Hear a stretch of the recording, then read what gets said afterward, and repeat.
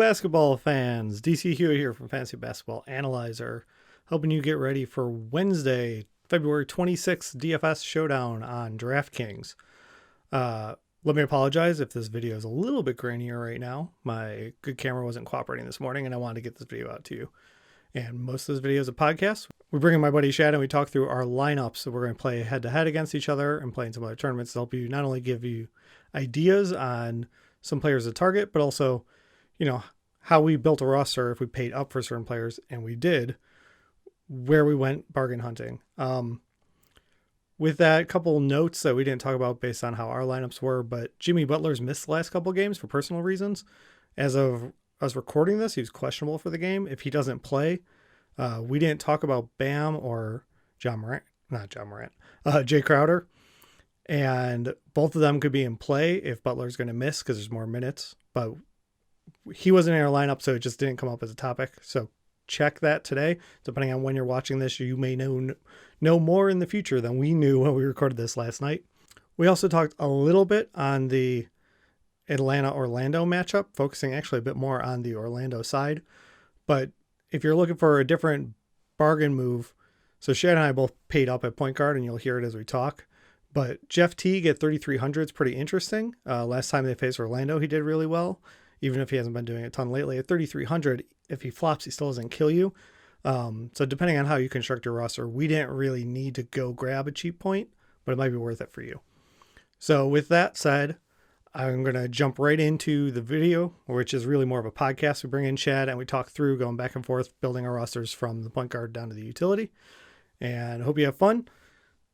Come on out, play us at DraftKings. We don't have to play for big money. You can play for free or whatever. Just want to play against us. We can set up some little tourneys. Leave a comment. We can set up some little custom private matches for fun too. Otherwise, good luck out there. Have some fun. So Shad, welcome back to the show. We didn't record for a couple of weeks because I missed a week and then obviously All-Star break. But now we're back at it. Wednesday, ready to rock. How you feeling? I feel good. I mean, this lineup that I'm looking at right now, it just gives me chills. I mean, there were some good cheap plays this week that really helped me really reach up and get one of the top guys. So just kind of looking at it, some injuries played into my favor. So looking at it, I'm hoping that this will be a top middle of the pack money at least. Getting a little bit luckier with some of these guys, that'll give me a little bit more money. How about you? Yeah, I get to know both your side and my side for the hosting duties, so I'm able to look. I feel pretty good about my lineup. I'm not quite as excited as you, but we'll see. We'll let it play out. You have the win streak on me in our head-to-head matchup, so I do 3-0. Yes, you do. But I think we took a similar structural build where we both paid up for someone, and then we kind of, we'll let it play out. We went. I didn't bargain hunt quite as much as you yet, but I like some of your options, and we only overlap on one guy this time. It's not like last time we did this. Last time we had almost half our lineup the same. Yeah. All right. So, Homer, start us off. Who's your number one? My number one is my favorite guy in the league, Luka Doncic. Kind of looking at his last couple game logs, he's been 60+. Last game against Minnesota, he only got 46, but the game before that, he had 62 and 61. He's a triple-double threat every time he hits on the floor. They're going up against San Antonio. They're not the San Antonio of old, so defensive-wise, I don't think that, he's going to be able to score on them. He's going to be able to get his assists. They are down Jalen Brunson, so he will actually. They have been bringing JJ Barea into there, but with being down Jalen Brunson, he will be handling the point even more. So I'm at 10-3. I was able to fit him in, and I went for it. Yeah, I like it. I also paid up for my point guard. And I feel a little bit better about yours because he's cheaper. I went out and got Harden at 11-3, so I paid an extra $1,000. Going against Memphis with their injuries, And also, and this is it's ridiculous. I'll admit it's ridiculous to anyone watching, but that doesn't mean it won't happen. But I remember Ja Morant just in Harden's face last time they met each other when he was, lipping like, tell that motherfucker about me Yeah. after hitting the three over Harden. And so now they get to go against each other, but they're home at Houston. And I was just like, Harden's been playing well anyway. He's getting in the 60s. I need a little bit higher than that at 11-3. But Memphis plays fast, so it's a good matchup. But I could see there being a little like, that rookie got really in my face, and I'm just going after him now. So I wanted to take that shot on, it's not a revenge narrative in the traditional way of like, oh, he played for this team. It's the potential of a literal revenge narrative of like, listen, Rook, like, let's go for it. So I paid up for Harden at 11-3, and then I had to deal with the rest of the lineup, And the crazy thing, after Harden was called out for when they did the NBA All-Star draft for I believe it was Giannis that said, I want somebody who's going to pass the ball. I feel like his assists have gone up since then. He's showing Giannis that I can pass the ball. That's interesting. Let me look. 9, 7, 10, 7. That one against Boston might have been before the break. But yeah. Yeah, it's a decent stretch. Yeah, I mean, it's not for any other player you go, oh, he's averaging about 66 over the last 5 games. Crazy. But for him, he already averages over 60 for the season. But 61, 62, 60, 67, 66 are his DraftKings fantasy point total. So even if it's like, oh, I didn't quite hit 6 times value, you should be pretty close. Like, yeah. But, obviously I need to get above 66 if you're paying that high for that, which is just asking a lot. All right, who you got at the 2? I would Devin Booker. He's really playing well. He was an all-star snub, and I feel like he's got just kind of that monkey on his back where he feels really snubbed. Last 2 games, he's had 44 fantasy points. He's really good at scoring. And the last couple games, he's been hitting his assists. Last game, he had 10 assists. The time before that was 5, but then the game before that, he had 8. So kind of looking at that, he's 7,900. So you round that up to about 8,000. At 44, that's giving me 6 times value. Nope. 44, it'd be 48. So I'm just... Booker made the All-Star game. Booker... Yeah, Dame Lillard got hurt. Oh, he was a fill-in, but he would... You're totally right. He was snubbed. Like they didn't put him in. The coaches didn't pick him. He did not make that team based on that. He did get a runner up. So everything he said stands. I just wanted to get that clear for the record for anyone else who watches. Like, where are these guys? Like he did end up getting to play. He got to go fill in for Dame. Yeah, and it's Devin Booker. I mean, he can easily have one night have a 57-point game for you. Now, the big dependence is like who's going to be guarding him. And I still think it kind of doesn't matter because he's just his ball skill. I think he can really shoot the ball really against anyone. So, yeah, and something going in the favor that I'll bring up later in my lineup is also that Kelly Oubre has actually been already ruled out. We're recording this Tuesday night. He's already been ruled out for Wednesday's game. And Kelly Oubre is the leading minutes. I believe the leading minutes. He's at least in the top 2 for the team. But Oubre played 38 minutes in the last game, 39 the minute before that. Mm-hmm.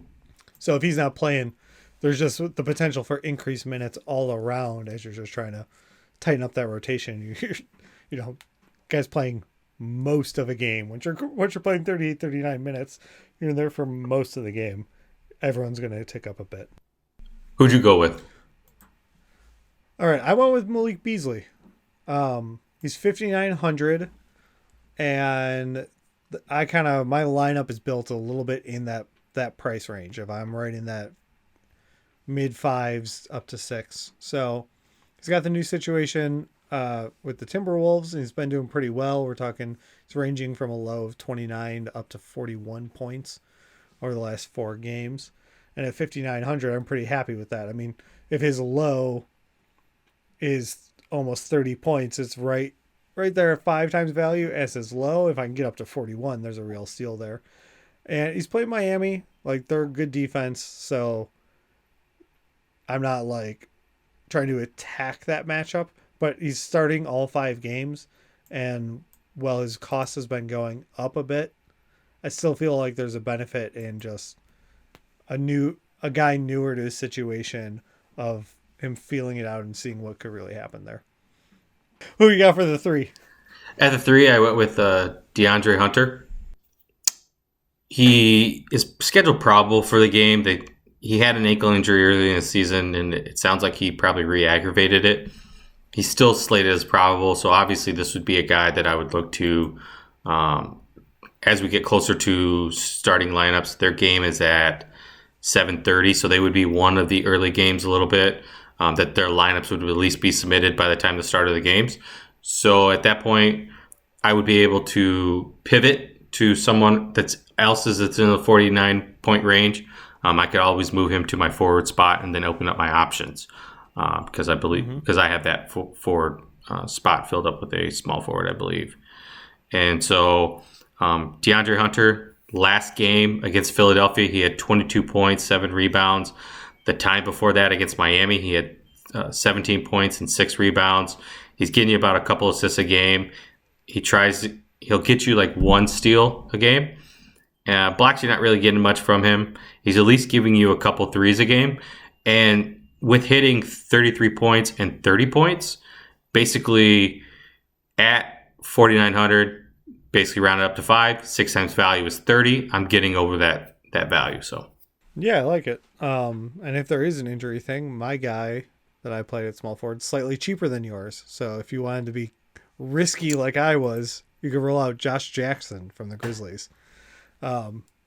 Which feels a little crazy because Jaren Jackson Jr. is Jay Jackson. Yeah. And there's 2 Jay Jacksons on the team. And when setting the lineup, I'm like, I need to make sure I'm not putting in the injured Jay Jackson. So Josh Jackson, but that relates. So Jaren Jackson's out. Well, we recorded this, or after, in our small talk before this, it just came out that Brandon Clark's injury he just got. They've announced he's going to miss 2 weeks. So now Jaren Jackson Jr. and Brandon Clark are out for 2 weeks. Memphis plays Houston, so it's going to be fast. We're not super worried about defense. But that fast small ball lineup, I built in some centers. I was just searching for big men. Who are they going to play? Who can I get on the cheap in that fast game? So Valanciunas is available, but that's not who I think of for a small, quick lineup. So Josh Jackson at 4,500, I think that, if the pricing came out and the pricing was close to the, Brandon Clark went out of the game injured, so DK would have known something about that to set the pricing, but they maybe didn't know that he's going to be out for 2 weeks or whatever. So his price jumped from 3,300 to 4,500, but he still got 26 points last game. So at 4,500, if I get 26 points, I'm feeling all right about that. And the chance for more than 26 minutes is definitely there, which gives the opportunity. And it's against Houston. So there's a chance. But that pace it's a gamble because Josh... That pace is going to be ridiculous. Just small ball the whole time. And, because I don't think any bigs that on either team would survive. And we know Houston doesn't have a big. Yeah. So they made sure that they didn't. And I can't see Valanciunas lasting that long in the game, only because he's going to give up the deficit on the defensive side. And as the amount that they're running. Which might backfire later. I played another Memphis big, so everything we're saying about Valanciunas is going to apply. I'll just say now it's Gorgie Jang. I could talk about when we get to our centers, but that would apply to Jang as well. But the thing is also that Valanciunas for DraftKings is 6,900. And if I don't know that he's going to play a ton, I didn't want to pay almost $7K for a guy. But speaking of a guy who's $7K. Yeah, my $7K guy. This is our overlap. Oh, and it's a good call. So what do we do against Atlanta? We attack their bigs. And Aaron Gordon. He has been hot lately. The last 3 games, he had 53 fantasy points, 42 fantasy points, and then a 54 fantasy point. At $7,800 for his value, you are hitting your 6 times value with that. And it's going up against Atlanta. I mean, I would have thought, going up against Brooklyn is a lot tougher than going up against Atlanta's bigs. And he put up 27 and 10. 53 fantasy points. So I'm excited to see the outcome of this guy. I think this could be the 60 banger for the night. Yeah. Aaron Gordon, this is our only overlap. I was excited to play him when I was going through and saw it. I was like, okay, same thing. We attack Atlanta's bigs. Now, obviously, Atlanta made moves. They've got more bigs. I mean, Capella's not playing, but they still got Deadman back. So they have more bigs than they used to. But they're still not a scary defense. I mean, they just got nothing. You go after it. After Harden, I think Gordon is the very next person I put in my lineup when I was just kind of looking at, all right, I know Washington, Brooklyn. I'm excited about that matchup. Houston, Memphis. I'm excited. What games are stay away? Oh, Orlando. I'm not interested. Wait a second. They're playing Atlanta. I do want to specifically get Aaron Gordon in this lineup. Like, that was kind of how I built this. So. I mean, after I saw him dunk over Taco, I want to see now, watch him and try to see that in a real game where, a center gets turned around and he just has full court and he just dunks over them. That'd be amazing. As an aside, that won't help anyone try and set their DFS lineup. Ben Taylor, who does the Thinking Basketball YouTube channel and podcast, opened up his recent podcast talking about the dunk contest. And he was saying talking about the physics of, well, you know how he can dunk on Taco. I wasn't trying to take anything away, but he's saying, so if we think back to Nate Robinson, Krypton Nate, going over Dwight Howard, and he put his hand on the shoulder, and people were kind of like, well, he boosted, and they were calling him out for it. The reason Aaron Gordon can do things like get over Taco is because he's making the other guy hold the ball. Yeah. And Dwayne Wade said during the All-Star thing, man, I did one of these for a dunk contest, and my neck was sore for a week. Well, what it is when the guy is going up for the ball, not only does he grab the ball, he grabs it and pushes off the guy and uses it as the boost. So rather than seeing the hand of Nate Robinson, which is impressive, tiny guy going over, I'm not taking anything away. There's a masked boost which is also kind of why Taco, it's not just getting teabagged against the back of his head that makes him crumple. It's also that you get a huge guy like Aaron Gordon jump that high, and then he kind of uses his forearm strength to push up. So the dunk's awesome, but that's why in a game, unless he gave to the defense and then rips it out of his hands, I don't think he could do that. But it'd be the best. I'd love it. All right, so we both have Aaron Gordon. I'll go ahead with center because I already kind of spoiled it. So I've got Gorgie Jang. I was just trying to attack that Memphis-Houston game at 5,200. He's not quite as cheap as I wanted him to be. He jumped up from 3,400. So, both him and Josh Jackson were down in the mid 3,000 before these injuries. So I would have loved him to be a bit cheaper. But he's still cheaper than Valanciunas. And there just should be enough running that, between the two, I went, okay, I'm comfortable with that. There's a good chance. I mean, he's been playing well for them. He had 38 points last game and 32 before that. So, the change is working for him. He's getting 28 minutes, 21 minutes, and is against the Lakers and Clippers. So, they might have played a more traditional, big there in that situation. But I just think if there's enough running that Jang and Valanciunas will both just have to play.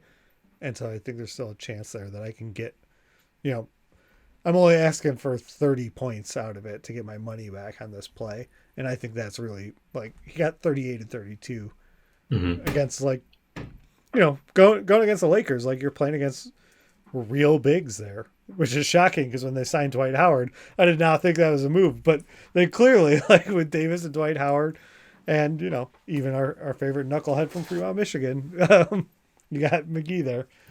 They've got real bigs that they're playing up, and he put up fantasy points. So I'm rolling him out there. What about you? Who's your center? I have butchered this name in the past. You want me to pronounce it for you? Yes, you pronounce it. Yamka Pirtle? Yep, Jakob Poeltl. We know that LaMarcus Aldridge is out next game or this game. So kind of looking at the next guy to step in would either be Trey Lyles or Jakob Poeltl. And right now, the big thing is San Antonio's been playing Trey Lyles. He's not producing at all, but they're playing him more as a spacer.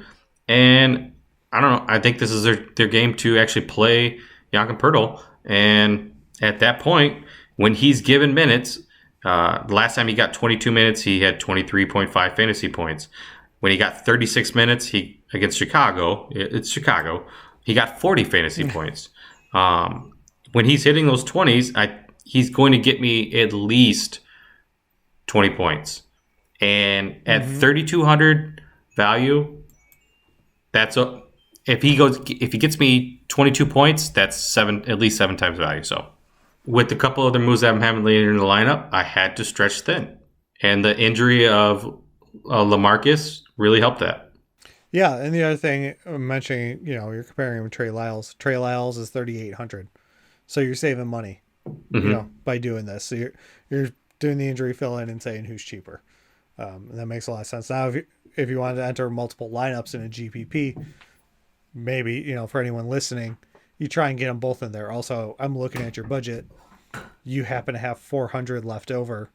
So that almost gets you to that difference right there. I mean, you're 200 short. But there's a way, like if you're entering multiple lineups where, whether it's what I was just talking about for attacking the Memphis bigs because of injury, or you're going after San Antonio's, where you can vary it up strategically if you were doing not even like big money multiple lineups, but if you're doing the dime entries to win $40, which costs you less, but still return on investment. If you get first place for off of dime and turn it into $40, it's still a good return on investment, even if it doesn't mean, you get to quit your day job.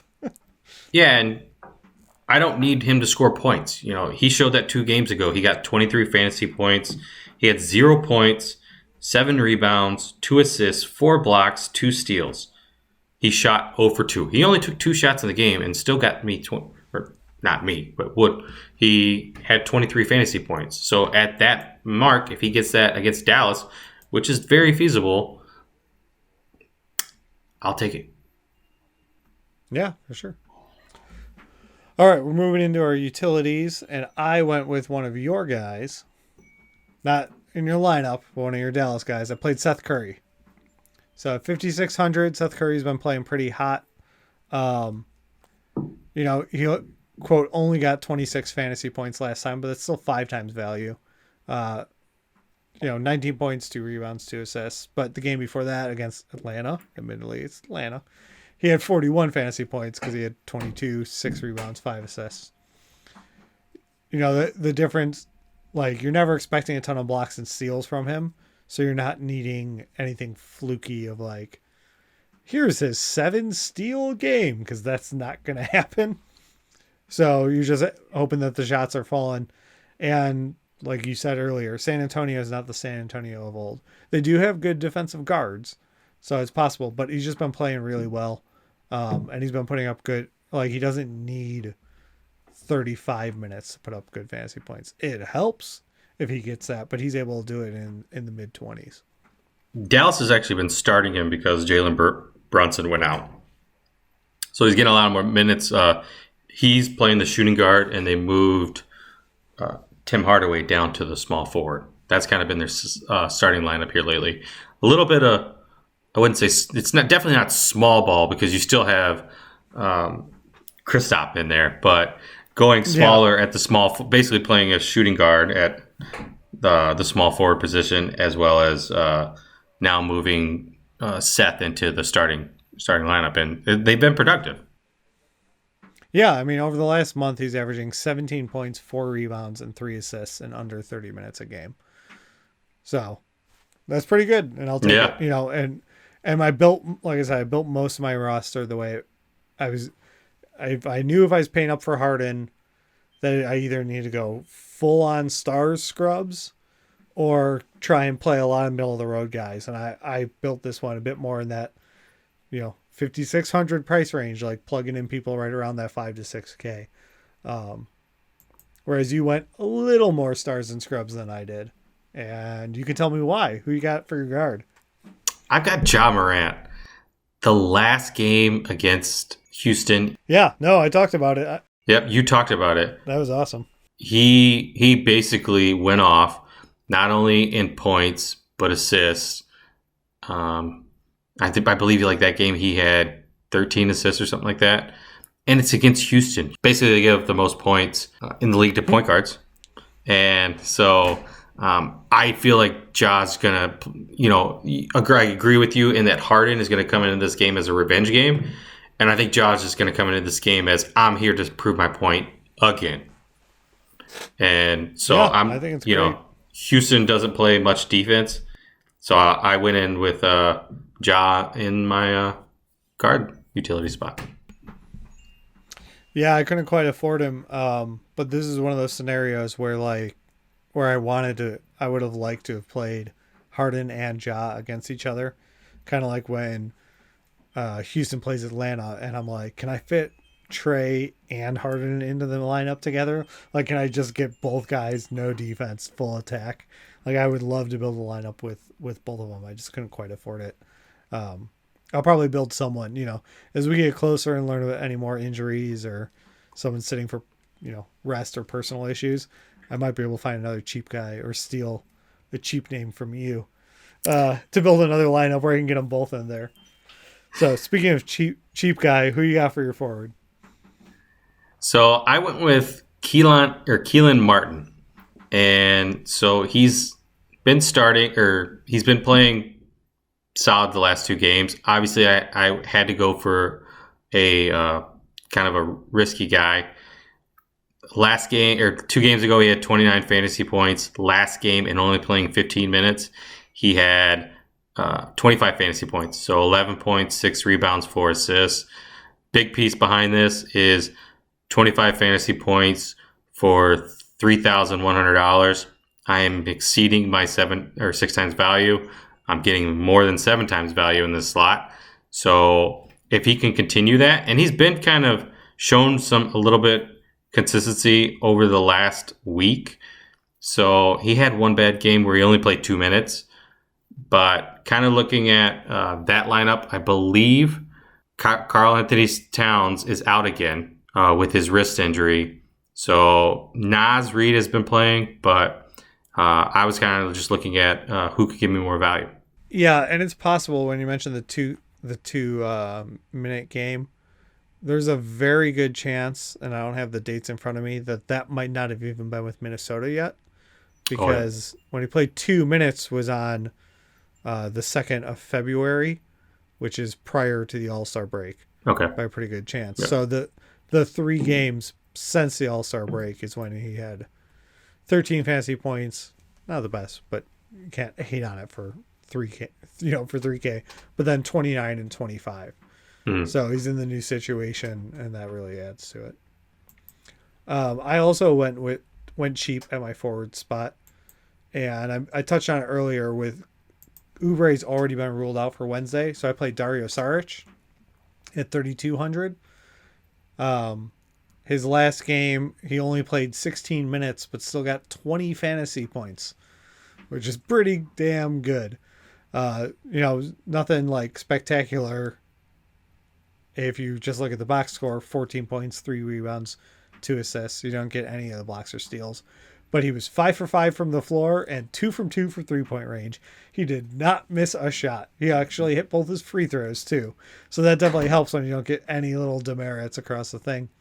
But if Oubre is going to be out, like I said, Oubre played 38, 39 minutes last 2 games. Dario Saric, if he can go from 16 to even 26, right? Which I feel like is a pretty safe, like conservative guess of if there's, nearly 40 minutes up for grabs, that he should get at least 10 minutes more. He should get more than 10 minutes more. And so I feel like this is kind of free money at 3,200, even if I'm wrong. I'll take 20 fantasy points at 3,200 and I won't complain about that at all. But there's a chance that this really comes together. It's something I'll be watching closer to game time to see if they announce the starting lineup and who's exactly filling in. because, maybe I wouldn't pivot off it like this lineup is going at 3,200, but there's some value there in the Phoenix situation that I'd want to go. And it's a later game. It's 9:00. So I slotted him in the forward spot to give me flexibility in case I had to make a move. All right, bring us home. Who's your utility? I like this guy, and I was really sad when they signed DeAndre Jordan. Jared Allen, my boy from the Texas Longhorns. He's from the state of Texas, and he's, there's not much I can say about this guy that would be bad. I don't think I have a bad thing to say about him.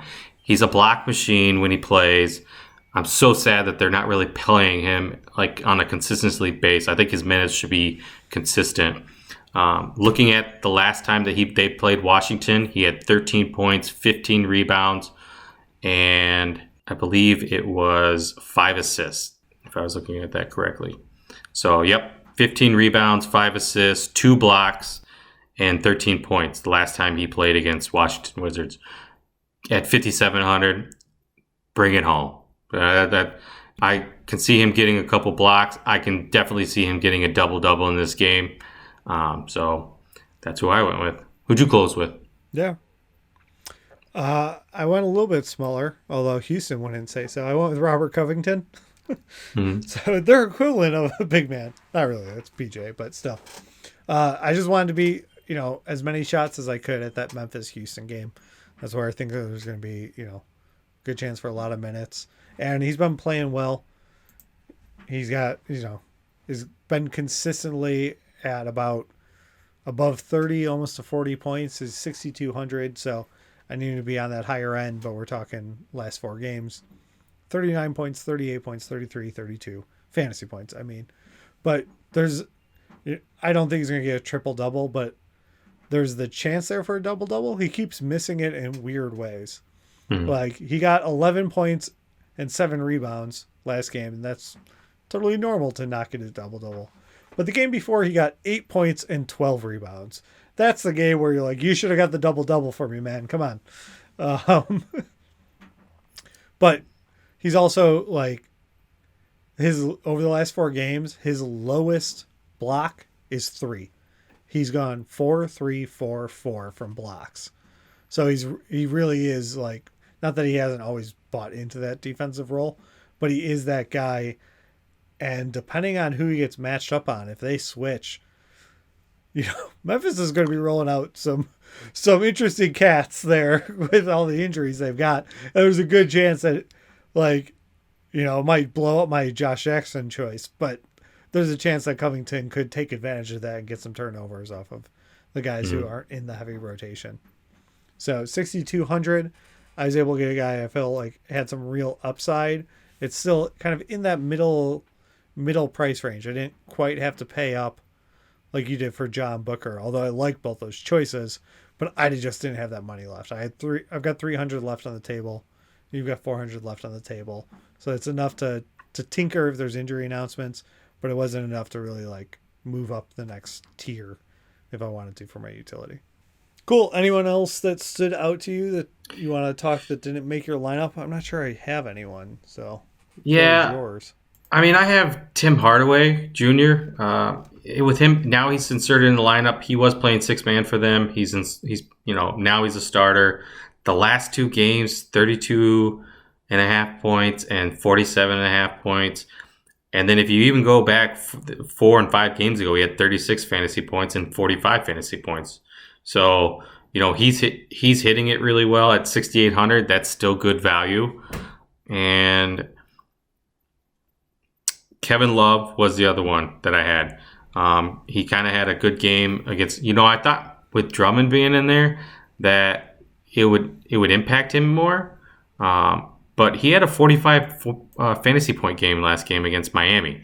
And, kind of looking at it, Drummond only had 13 points and 6 rebounds, where the walking double-double of the last decade, Kevin Love, had 17 points, 14 rebounds, and 2 blocks. It was a really good game against them.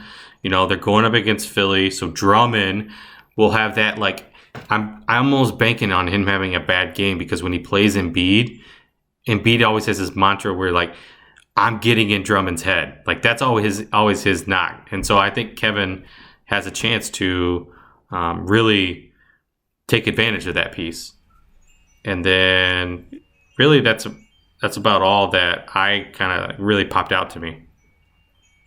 Yeah, looking at it from the other side, I looked at Tristan Thompson actually for Cleveland as well. Um, same idea, just a little bit cheaper, 5,300. Uh, Drummond is obviously more of a traditional big, and so I looked at Drummond, but like you said, he hasn't been playing well. He's actually crazy crazy thing. He has a when he has the ball, he has a 30% turnover rate right now. I'm not kidding. 30%, whether it's 3 seconds in the lane or just like missed passes, like he's trying to like laser pass it to Kevin Love, and Kevin Love, you know, can't get up for an oop anymore because he doesn't Yeah. do that. And some of that's just, new situation, whatever. Maybe he's trying really hard in the new situation, figure out his contract stuff. I don't know. But I looked at Drummond because I was like, well, they got to play this big against Embiid. Remember what you're talking about of his matchups don't go so well. And then Embiid just came off his career high in points, which involved him taking up a couple threes and stuff like that. And I thought, well, no one really can get out and play defense. Maybe Larry Nance, but Tristan Thompson's got that ability to kind of get out there if his assignment is Embiid and try and contest the occasional three and stuff like that. So I thought it's possible that there could be some more minutes there, even though, it's a little bit of a zig when others zag type of thing, because if you just look at the DraftKings matchup for the position, Philly's third, right? Like you're not trying to play a center against Philly. So, 5,300 Tristan Thompson, maybe worth a shot in the dark, but I didn't love it enough to work him into my lineup even at a pretty good price. So it's out there. Yeah, I would probably. There's one guy I would potentially sleep on, Kristaps Porzingis. Now that Doncic is back, he for some reason, and I still don't understand why, in games that Doncic is not playing, he is averaging at least a double-double, and he's getting more blocks. But in games that Doncic is playing, he's just not. He's getting you about 30 fantasy points, whereas when Doncic is out, he's getting you about 50 to 60 fantasy points.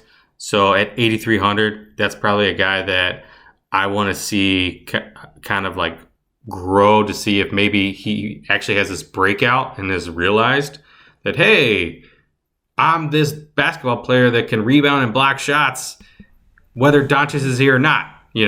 So I think it was because he was having monster games when Doncic was hurt, but that's a guy I would probably avoid especially against San Antonio. Yeah, and something else that just makes him a little bit harder to play. This is kind of an on the fringes detail, but he's center only eligibility for the slate of games. Surprises me that he didn't get. I feel like earlier in the season he was power forward. Yeah, I don't know. I'll have to look at it when we're done recording. But looking at him right now, I just tried to find him while we were talking about it. But he's center only, and people if center only means you can only play him in either center or utility.